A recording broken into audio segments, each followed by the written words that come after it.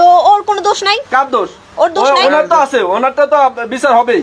উনি যে কাজটা করছে এটা বিচার হবে। কিন্তু আপনি যদি আশ করে না দিতেন, আপনি যদি আপনার স্বামীর সাথে বেইমানি না করতেন, তাহলে তো এই সুযোগটা উনি পাইতো না। আমি ওর ছাড়া বাঁচব না, আমি বিষ খেয়ে মরে যাবো। আপনার ভাইয়ের সাথে একটু কথা বলি। এই শুনেন, আপনি কি জানতেন উনি যে বিবাহিত?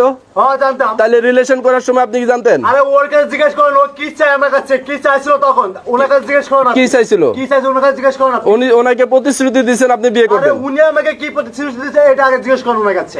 আপনি কি প্রতিশ্রুতি দিয়েছেন? কেন আমি প্রতিশ্রুতি দিয়েছি তাকে যে আমি তোমার সম্পূর্ণ আশা সবকিছু পূরণ করব, তোমার যা আশা ভরসা আছে সব আমি পূরণ করব, তোমার যা চাওয়া তা আমি রাখার চেষ্টা করব। তো কিভাবে পূরণ করবেন? মানে আপনার কি অর্থ সম্পদ আছে? মানে আপনার বাপের বাড়ি থেকে কিছু পাইছেন না কি কোত্থেকে পূরণ করবেন? না, আমার হাজবেন্ডের যা টাকা আছে সব আমার অ্যাকাউন্টে। তো আপনার হাজবেন্ডের টাকা দিয়ে আপনি আপনার প্রেমিকার আশা ভরসা পূর্ণ করবেন, এটা প্রতিশ্রুতি দিচ্ছেন? হ্যাঁ, আমার হাজবেন্ডের আমি ভালোবাসি না তাই।